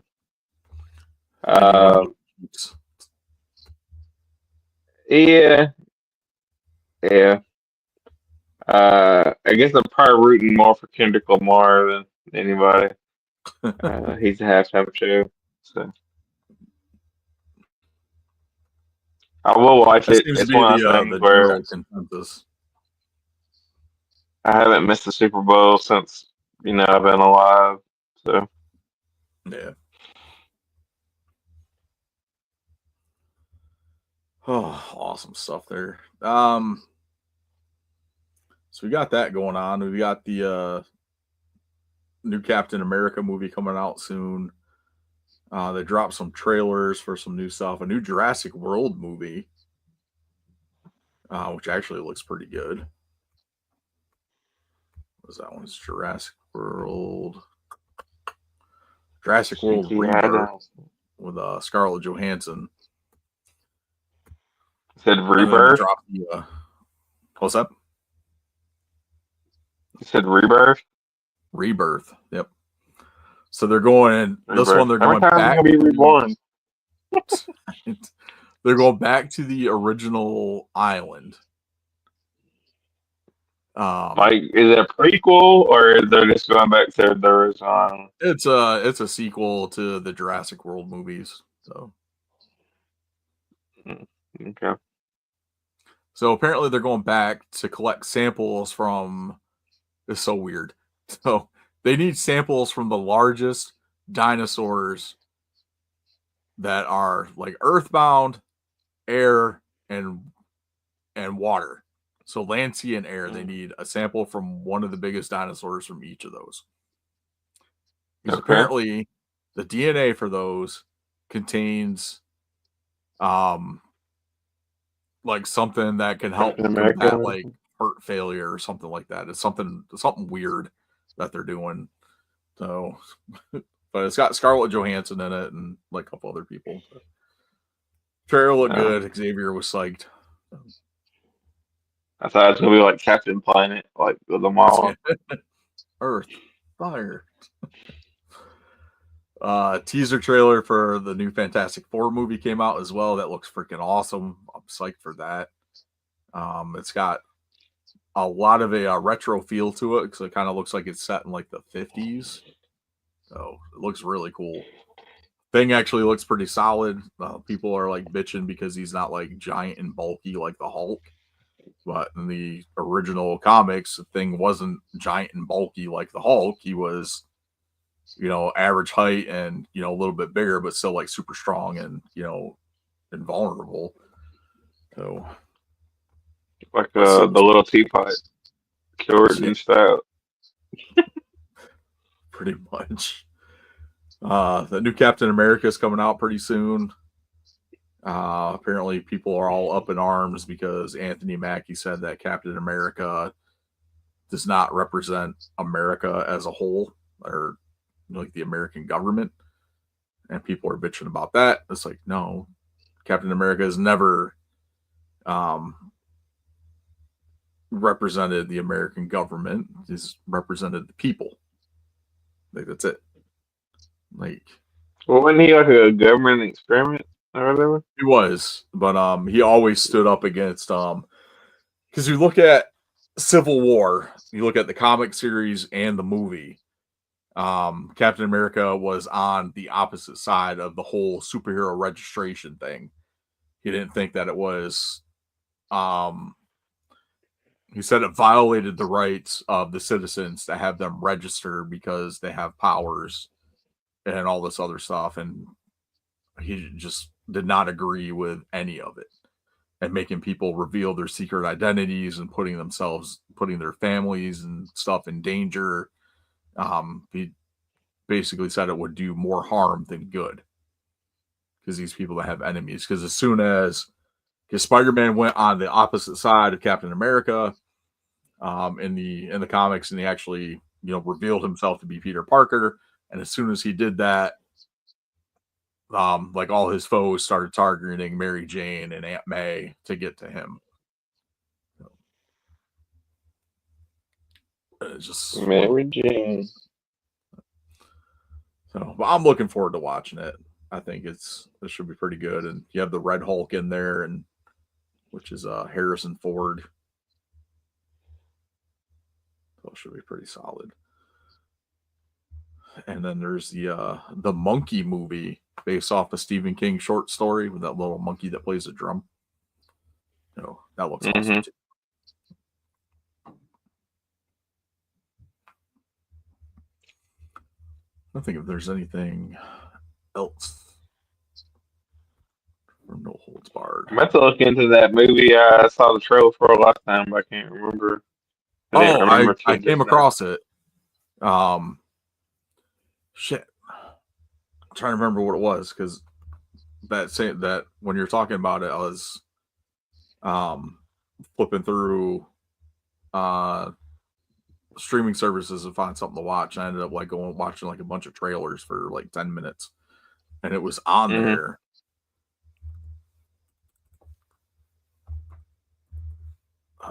Do you watch YouTube on TV or on your phone? Kind of both. Oh. I hate fucking watching it on TV because like they play like longer ads, and then like if you can't find the remote or if you're like laying down like trying to go to bed and you're just like trying to watch something, and then they play this fucking long ass fucking ad, and it's like, dude, like it's always shorter on my phone.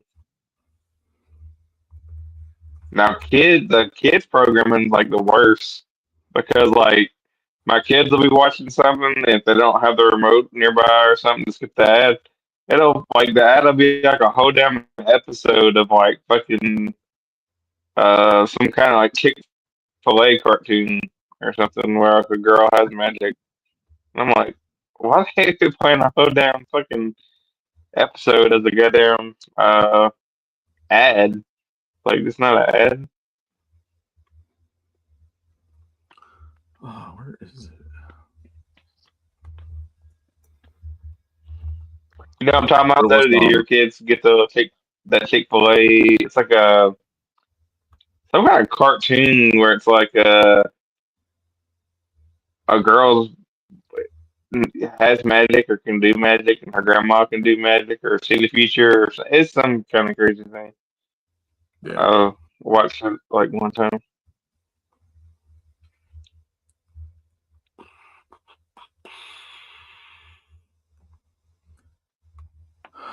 I was like, I went down some rabbit hole because I showed my wife the trailer for Hard Eyes. Mm-hmm.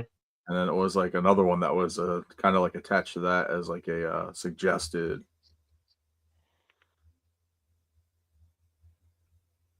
one for that. And now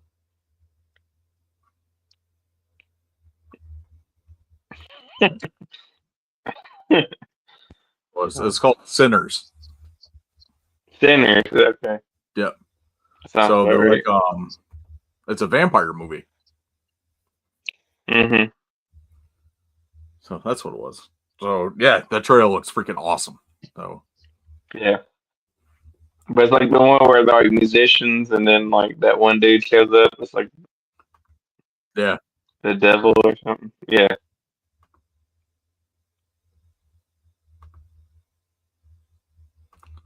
that's something like that. It's like a like a demon or a vampire or something, and then he like turns one of the musicians, and like a bunch of other ones. So it looks really cool. So definitely check that one out. You can find it's on YouTube. Just look up Sinners. That's pretty freaking cool. I don't need yourself a war.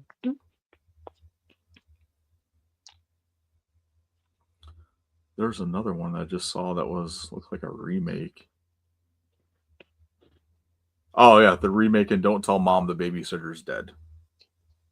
Oh really? Yeah. I don't think I've seen that movie in fucking 20 years. Oh, it was BET Plus. BET remade it. Don't Tell Mom the Babysitter's Dead? Yeah. Wow. Did what's her name? Christina Applegate? Was she like the mom in it or something? or the babysitter. He's not even in it. Oh, they should have had her as like the babysitter. Yeah, the babysitter's like some old white lady. June That Squibb, have been. the actress that plays the That have been. babysitter.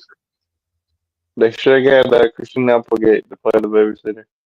Yeah. Because she dies, and then like it's like a whole movie. And then... Ain't that who was in the original? Christina Applegate, yeah. Yeah. I kind of had a brain fart there for a minute. I'm like, yeah, I think it was Christina Applegate, but I could, sometimes you get people in the 80s mixed up. Maybe it was like Molly Ringwald or something. Yeah. Shit. The other thing that popped up too, the Jericho cruise was this past weekend, and they had a reunion of Enzo and Cass. Oh wow! Ape shit for it. They went through their whole spiel and everything too. So it looks like it was an 8-man tag match. So it was Enzo and Cass, and I mean, to be fair, you're on a fucking cruise though. You're going to go ape shit. Like that's the whole point. You're there. Yeah. I mean, what are you gonna do? Be pissed off on a boat the whole right? Everybody's drinking, having fun. Yeah, that's pretty much all it was. Just everybody out here having fun. But it was cool to see Enzo and Cass doing their thing. So. Yeah. I thought the Jericho cruise would be like the booze cruise from The Office.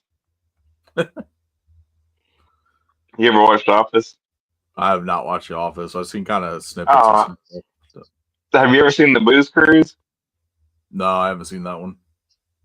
Okay, so if you're my friend and you truly enjoy our friendship, I think it's season 2. It might be season 3. I don't know. Look up The Office, the booze cruise, and check it out.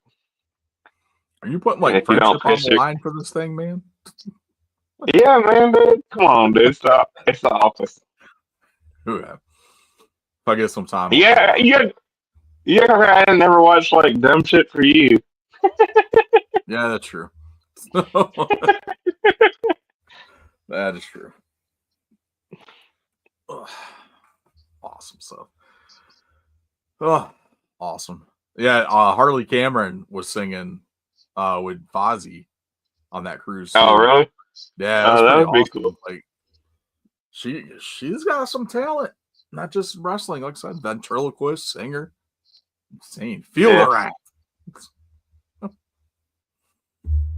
Oh, Harley Cameron's great. Awesome stuff. Well, I don't have anything else to talk about this week. You got anything else before we dip out? Nah, man. Let's thank our guests again for coming on. It's pretty cool talking to him. Getting his perspective of somebody that's actually doing it. As a fan and as a professional. So pretty cool, and hopefully he can get out to North Carolina. That'd be pretty cool to see him. Like I said, I checked out his matches are on YouTube. He's got a Facebook that has a lot of content on it too. TikTok. He's on X. I don't get on X that often, but he has X. I didn't check it out because I don't really get on X, but yeah, check him out. Rika Wildlee. Oh shit. I forgot to add this in there too. They released Duke Hudson is gone from WWE. I guess they didn't renew his contract. Just came out today that Blair Davenport has been released. Okay. So I really can't think of the last time they did anything with Blair Davenport. I don't think it was that much. Yeah. It was that much to begin with. But yeah, back to that. Thank you to Rika Wildlee for joining us. You can find him, like Carl said, on social media, pretty much everywhere at Rika Wildlee Official. And you can catch him coming up upcoming shows. Tomorrow night. That's the Lego match. Link the load here.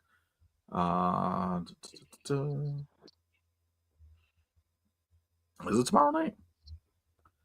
I thought no, maybe it's not. Maybe it's March 9th.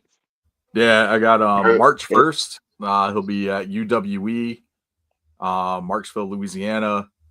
Then the following week, Center, Texas for Warrior Wrestling Alliance. March 15th, Real Battlezone Championship Entertainment. BCW Pro Wrestling on April 5th, and back to Warrior Wrestling Alliance. May 3rd. You can find all that on his official Facebook page and social media posts as well. So again, thank you so much to Rika Wildlee for joining us. It was awesome to have him as one of our first guests, and freaking amazing to talk to him. So, but we'll throw this out there. If you want to come on and chat with us, if you're independent pro wrestler, content creator, wrestling content creator, anything like that, feel free. Reach out to us, and we'll be glad to have you on, chat some wrestling with you. I mean, that's what we love to do. Yeah. Or if you just want to fucking chat about wrestling, fucking don't have to come on the podcast. All this stuff, we'll talk about it. Make sure you follow us too. Like and subscribe. Like us on TikTok. Follow us there. We're trying to get to that 1,000 mark. We're about 800 away, so we're still chipping away at it. Because we would love to live stream this on TikTok as well, on our Friday night shows.